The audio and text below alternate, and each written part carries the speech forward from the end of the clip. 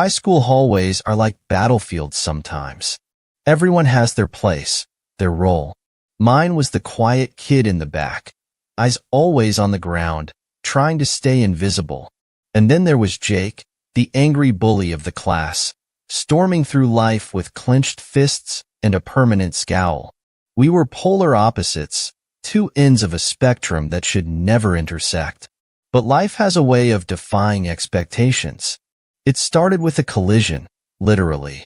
I was hurrying to my locker, head down, lost in my thoughts. Jake, in his usual rush to nowhere, slammed into me, sending my books flying. I expected the usual, a shove, a sneer, maybe a cruel comment.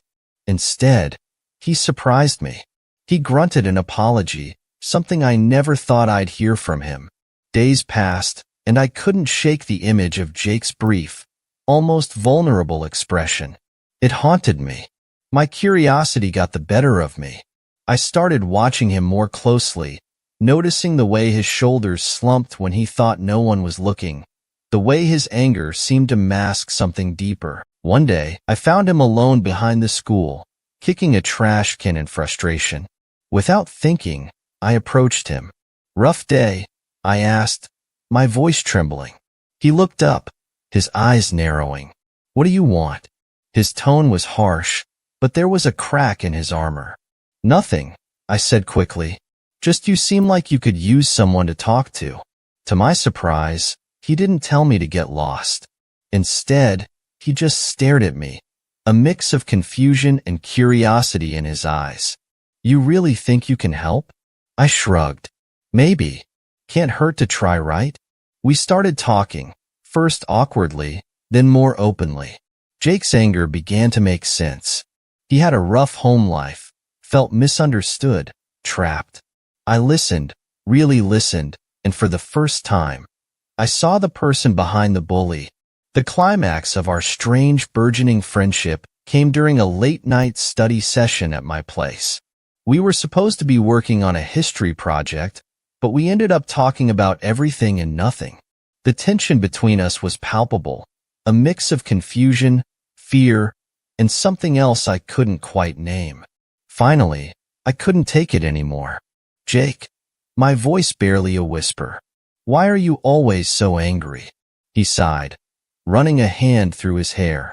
"I don't know. It's like, if I'm not angry, I'm just scared." "Of what?" "Of not being good enough.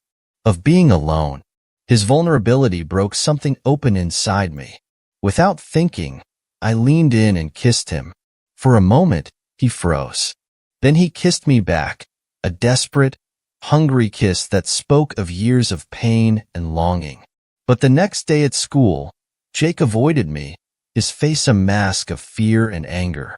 The emotional twist came when I found a note in my locker. "Meet me behind the school after last period." So I went there, heart in my throat. Jake was there, looking more conflicted than ever. "I can't do this," he said, his voice breaking. "I don't know how to be anything other than what I am." "Yes, you can," I insisted. "You just have to let yourself try." He shook his head, tears in his eyes. "I'm scared," he admitted. "But maybe with you, I can try." In the months that followed, we adapted our new reality. It wasn't easy. Jake's anger didn't disappear overnight, but it lessened. We found a way to be there for each other, to help each other heal. Our kiss had been a turning point, a crack in the armor that let the light in. Love isn't always easy or straightforward. Sometimes it's messy and complicated, but in the end, it's worth it. Jake and I were proof of that, two broken people finding a way to be whole together. The emotional turmoil didn't end there. Jake had moments where his old self would surface, the bully, the angry boy. He'd lash out, not at me, but at the world. But each time, we'd talk and he'd apologize. It was a dance of 2 steps forward, 1 step back. One night, we had a fight. A big one. Jake had gotten into a brawl at school, and I was furious. "Why do you keep doing this?" I yelled. "Why can't you just let go of the anger?" Jake's eyes were blazing. Because it's all I know. It's all I've ever known. We stood there, glaring at each other, the air thick with unspoken words. Then, Jake's shoulders slumped and he looked away. I'm trying, he said quietly. I really am. But it's hard. I stepped closer, placing a hand on his arm. I know, I said softly. And I'm here. For as long as it takes. That night, we kissed again, and this time, it felt like a promise. A promise that no matter how hard things got, we would face it together. Later that night, as the moonlight streamed through my bedroom window, Jake and I lay on my bed, the world outside forgotten. The air was thick with unspoken words, and every touch felt electric. Jake's hand found mine, and he squeezed it gently, his eyes searching mine for reassurance. We're really doing this, aren't we? He whispered, his voice tinged with both excitement and fear. I nodded, leaning in to kiss him softly. Yes, we are. We spent the night exploring each other, our touches tentative at first, then growing bolder. It was a night of discovery, of finding comfort in each other's arms. The world seemed to disappear, leaving only the two of us, connected in a way we had never been before. As we made love, it felt like a promise, a binding of souls.